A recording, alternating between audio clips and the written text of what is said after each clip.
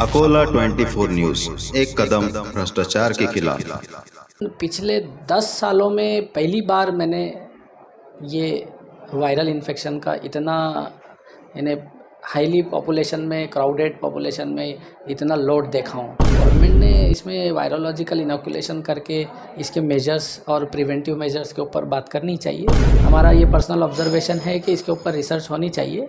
ये जो भी वायरस है ये ज़्यादातर रेस्पिरेटरी इन्फेक्शन कर रहा है कि अगर आपने एहतियात रखे, अगर आपने बचने के उपाय ढूंढ लिए, अगर आपने ज़रूरत महसूस की कि भाई ऐसे क्या हमने उपाय करने चाहिए जिससे हम इस चीज़ को अवॉइड कर सकते हैं, तो बहुत अच्छी तरीके से हम ये चीज़ों को कंट्रोल कर सकते हैं। फिलहाल हम मौजूद है जीआर चिल्ड्रन हॉस्पिटल में और हमारे साथ मौजूद है doctor Shafiq, MBBS MD children specialist.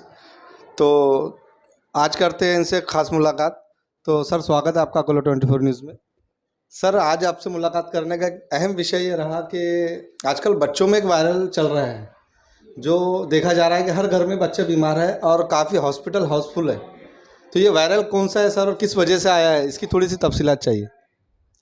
देखिए, नॉर्मली जब क्लाइमेट चेंज होता है तो कुछ ना कुछ वायरल इन्फेक्शंस नॉर्मली चलते हैं, लेकिन पिछले 10 सालों में पहली बार मैंने ये वायरल इन्फेक्शन का इतना यानी हाईली पॉपुलेशन में, क्राउडेड पॉपुलेशन में इतना लोड देखा हूँ।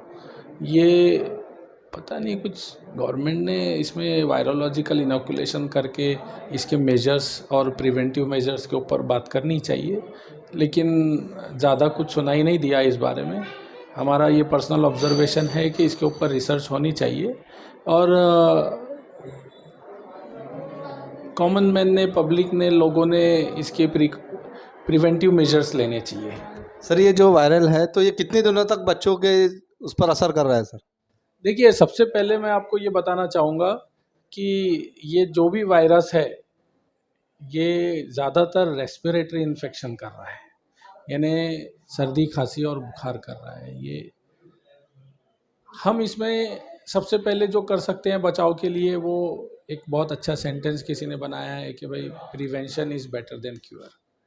कि अगर आपने एहतियात रखे, अगर आपने बचने के उपाय ढूंढ लिए, अगर आपने ज़रूरत महसूस की कि भाई ऐसे क्या हमने उपाय करने चाहिए जिससे हम इस चीज़ को अवॉइड कर सकते हैं, तो बहुत अच्छी तरीके से हम ये चीज़ों को कंट्रोल कर सकते हैं। जैसा कि फॉर एग्ज़ाम्पल क्राउडेड प्लेसेस पे देखिए, अभी अभी थोड़ा सा अवेयरनेस हो रहा है कि आप क्राउडेड प्लेसेस पे फिर से, जैसा कोविड में प्रिकॉशंस रखा था हमने कि वहाँ जाने में एहतियात रखिए, ना जाए अगर बहुत ज़रूरी काम ना हो तो। दूसरी बात, आप मास्क का यूज़ कर सकते हैं। तीसरी बात, देखिए क्लाइमेट चेंज में हम लोग थोड़ा सा विंटर सीज़न से अभी समर सीज़न की तरफ जा रहे हैं, तो हमने ये सोचना शुरू कर दिया है कि भाई ठंडा पानी पी लें, बच्चे आइसक्रीम खा लें, कुल्फ़ी कांडी खा लें या पानी में खेल लें। तो हम उसको नॉर्मल तरीके से देख रहे हैं, हम उसको थोड़ा सीरियस मोड पे नहीं ले रहे हैं। मेरे पास मैक्सिमम पेशेंट आते हैं, वो कहते हैं कि सर हमने बच्चे को आइसक्रीम खिला दिया, बच्चे को हमारे सर्दी खांसी बुखार हो गया। तो this is not the time. जब भी कोई सीज़न चेंज हो रहा हो तो आपने प्रिकॉशन लेने चाहिए। सीज़न चेंज में थोड़ा सा इम्यूनिटी पावर ह्यूमन बीइंग्स का कम हो जाता है, तो आपने इस टाइम पर ठंडी चीज़ों का परहेज़ रखना चाहिए।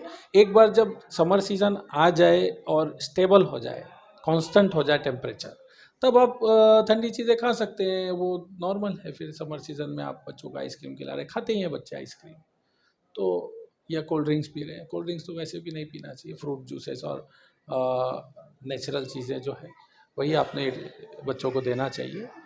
तो प्रिवेंटिव मेजर्स में ये ज़रूरी है कि आप ये चीज़ों से परहेज़ करें कि अपने बच्चों को ठंडी चीज़ें बिल्कुल भी ना दें।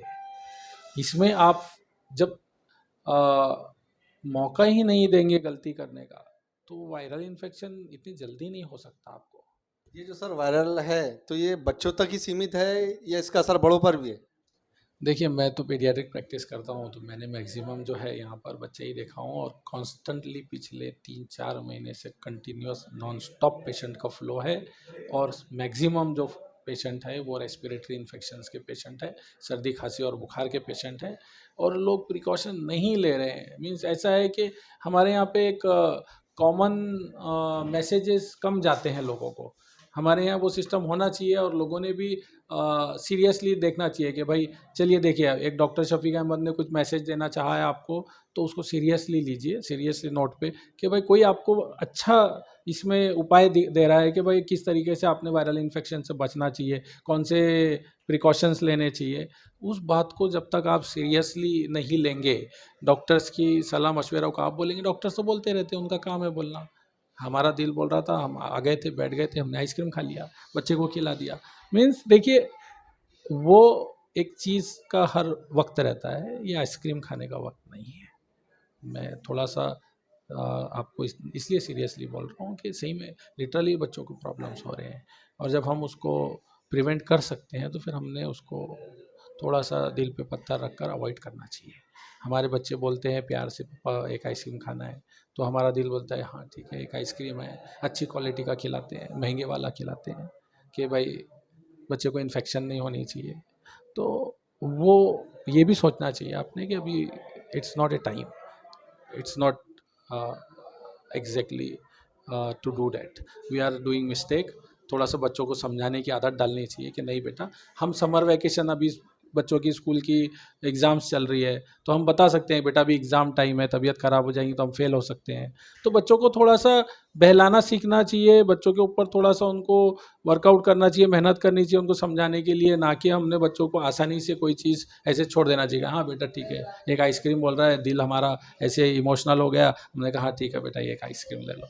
तो उनको ये बोलना चाहिए कि समर वैकेशन लगती है, स्कूल की छुट्टियां लगती है, तो वो सीज़न रहता है आइसक्रीम खाने का, अभी एग्ज़ाम टाइम है, अभी नहीं खाना चाहिए।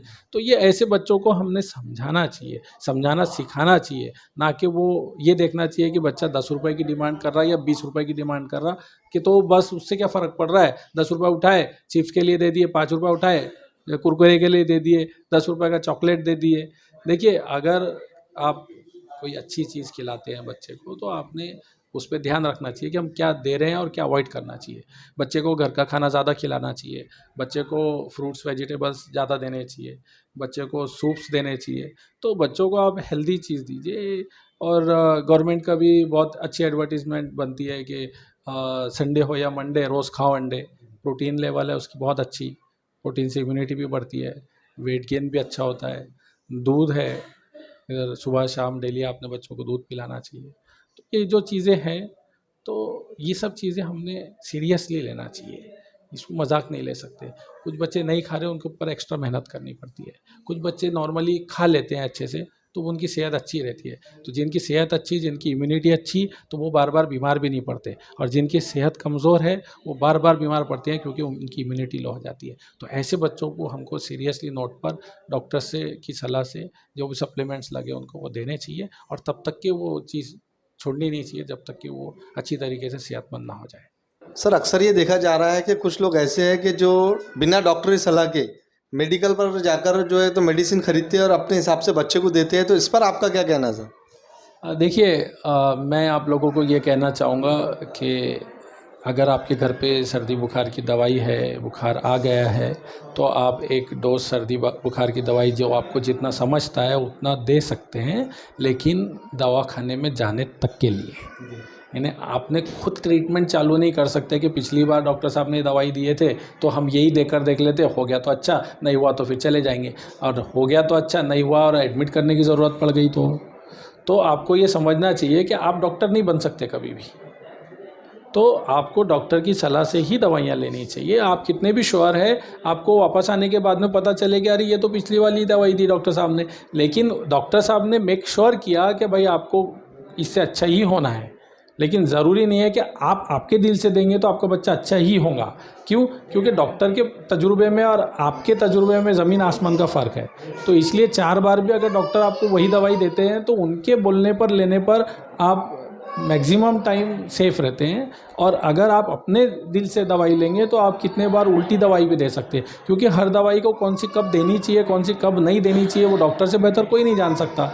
तो बेहतर यही है कि आप डॉक्टर के मशवरे से लीजिए, कम से कम 3 दिन की ट्रीटमेंट पूरी खरीदिए, 1-2 गोली में कोशिश मत कीजिए कि आपका अच्छा हो जाएगा, और उसके बाद में आप फॉलोअप के लिए डॉक्टर्स के पास जाइए, वो जब तक बता दें आपको वैसा ट्रीटमेंट कंटिन्यू कीजिए, क्योंकि उसमें कैसा है कि डॉक्टर की ट्रीटमेंट से आपको परफेक्टली इलाज होगा, और आपके ट्रीटमेंट से आप कॉम्प्लिकेशन भी कर सकते हैं, आप अपने बच्चे की जान से भी खेल सकते हैं, तो रिस्क ना लें आप। तो ये थे डॉक्टर शफीक साहब, जिन्होंने बच्चों को वायरस से बचाने के लिए और हो जाए तो उससे किस तरीके से दूर किया जाए हमें बेहतरीन तरीका बताया है। तो दोस्तों फिर करते हैं अगली मुलाकात एक नई शख्सियत के साथ।